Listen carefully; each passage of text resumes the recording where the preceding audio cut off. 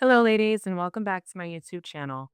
If you're new here, my name is Marcella Christina, and on this channel, I teach women how to become their highest self. So if that's something that you're interested in, be sure to subscribe. And if you're not new here, welcome back, girl. Thank you for taking some time out of your day to be here. I hope you're having an amazing day, and I hope it only gets better from here. So today, I want to talk about something that I'm currently experiencing in my life. This past Sunday, I had the pleasure of watching Pastor Sarah Jakes Roberts at the Potter's house. A part of her message was covering the season of life that she's in and how at some point you will have to mourn the version of the woman that you're leaving behind. And, in a season that you may have enjoyed, right? Not all versions of us are terrible. Not all versions of us are problematic.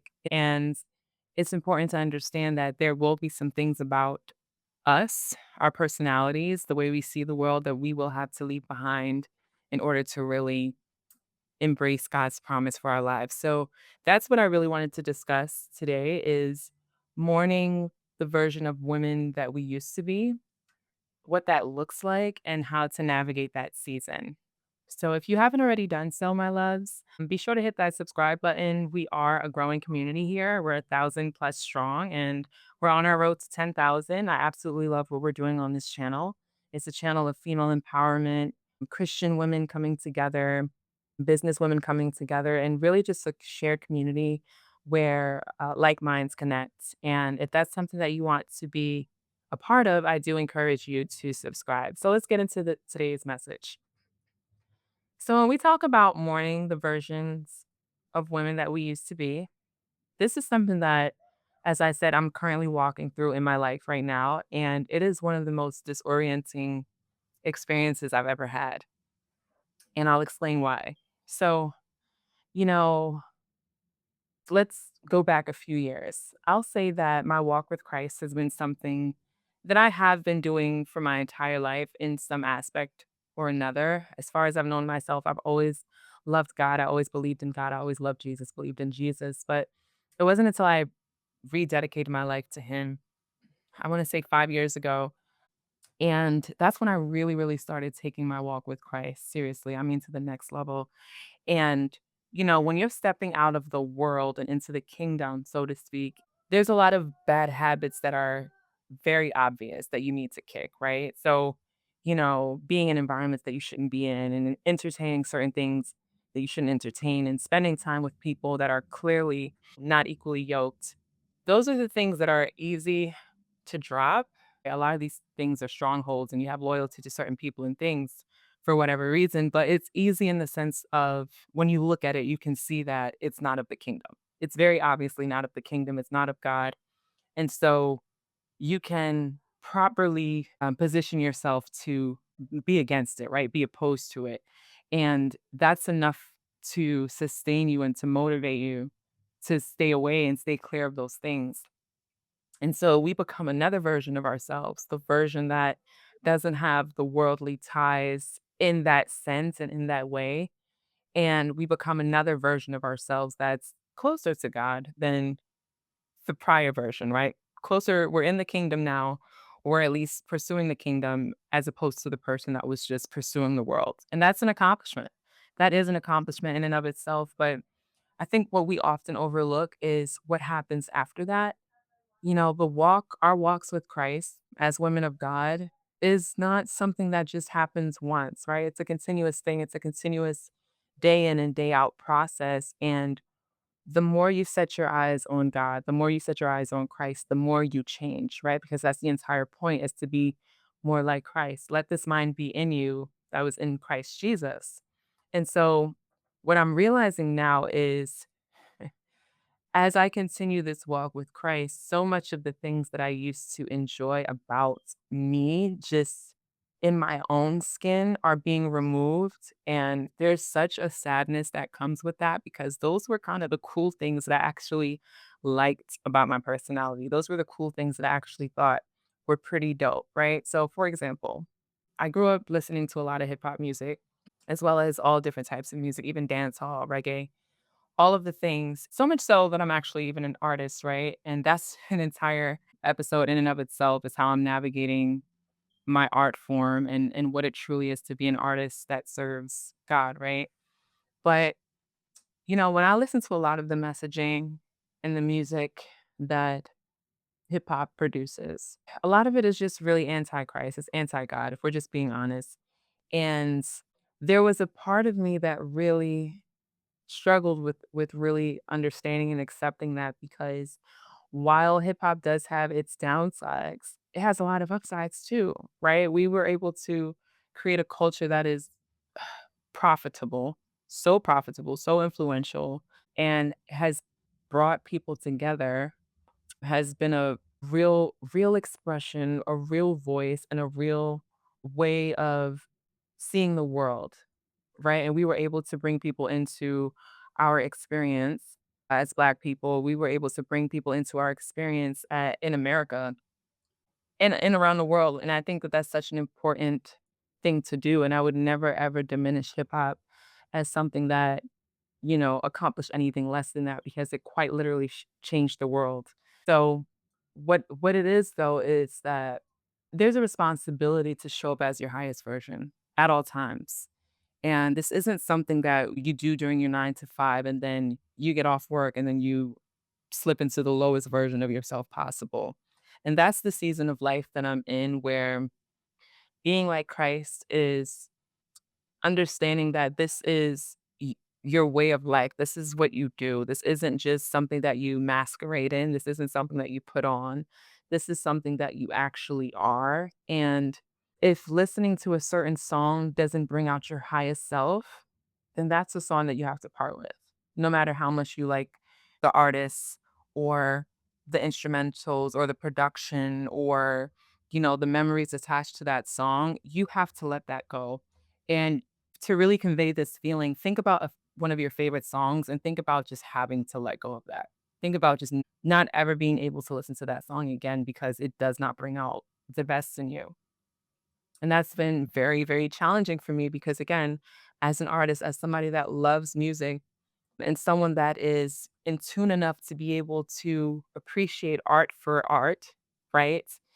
It's hard to do that because I do appreciate when an artist is able to convey their life experiences, even if they weren't always clean and pristine and on the up and up, right? I just respect the honesty and the grittiness and the bravery that it takes to speak about trauma, to speak about what you've experienced, discrimination or whatever setbacks you've had in your life and your perspective on the world. I really do appreciate you bringing your 2 cents to the conversation.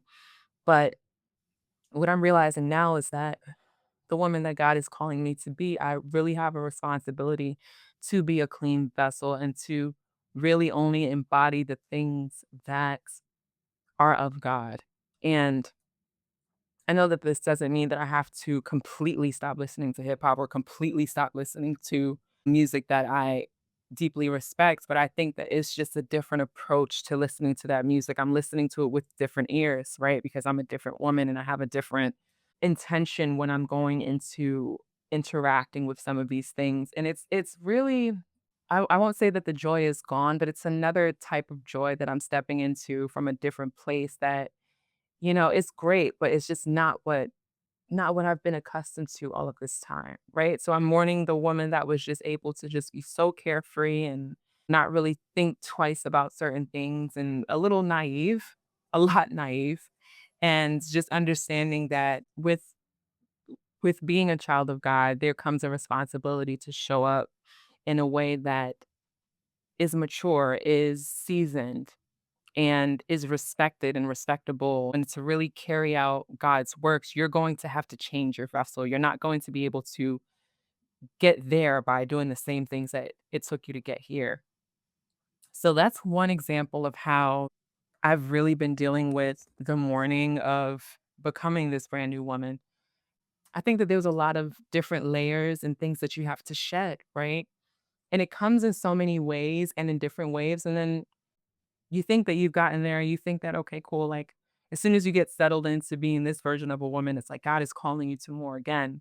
And you notice it because it's like now you're not even comfortable here. Like, you thought you get here and be comfortable. And it's like, oh, wait, he doesn't want me to stop here at all. There's so much more that I need to be doing. There's so much more that I need to be stepping up into. And he will purposefully make you completely uncomfortable in spaces that no longer serve you, just as uncomfortable as you will be in places that you're being called toward. But it's just a different level of discomfort. Like you'll know when you've outgrown a thing and when God is literally telling you that this season of your life is over. And you're going to have to grieve that. You're going to have to grieve the fact that you're the big fish in the small pond, and this was once a pond that meant so much to you. This was once a pond that, you know, had so much room and possibilities and opportunities for you, but now you have quite literally outgrown your environment. And whew, I feel like this could be a series in and of itself because it's like there's so much that you outgrow. You outgrow your neighborhood, you outgrow relatives, you outgrow again, culture, music, entertainment spaces, you don't even find the joy in it anymore because you're no longer aligned with that thing anymore.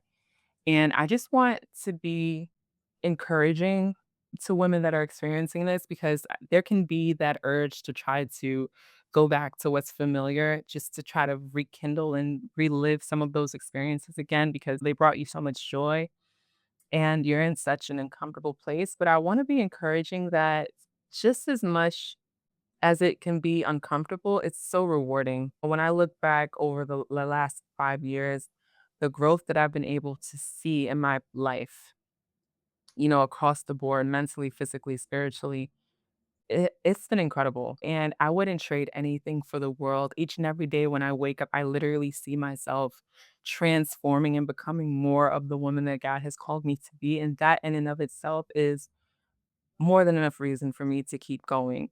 I have new dreams now. Like I see myself and I envision myself in brand new ways that I never even considered before. I relate to people that I used to hold at a pedestal now. I now think of them as more peers, right? I still admire them, but it's just in a different way. I admire them more as a peer than as a mentor, even though I can still learn from them. But I've seen myself evolve so much that that joy that I get from my own evolution completely outweighs the mourning of leaving behind a woman that no longer serves me. So I just want to give you that awakening that, there will come a time that you will have to let go of that favorite song, that favorite place, that favorite food, that favorite friend. You'll have to let that person go in order to really accept all that God has prepared for you. And I want you to know that that's okay because what He has for you is always way better than what you currently have. And He'll always exceed even your wildest imaginations. Like, literally, as I sit here, I didn't ever think that I would be the person that can be so grounded in herself to speak in this way and to have so much clarity about who it is that I am. It's one thing to be proud of your accomplishment, but it's a whole other thing to be able to see clearly who you are. And I wish that not only for myself, but for all women and especially for you, girl, listening to this episode. So I just wanted to leave you here with that. And I want you to leave something in the comments. Let's see. If you made it to the end of this video, I want you to leave transforming. Yeah, that's what I want you to drop in the comments, okay? Because we are transforming into our highest versions, and it is such a beautiful process. And I'm so glad that I have you ladies here with me as we all go through this transformation together. So, again, ladies, thank you for spending some time with me today. Be sure to subscribe, and I will talk to you soon. Bye.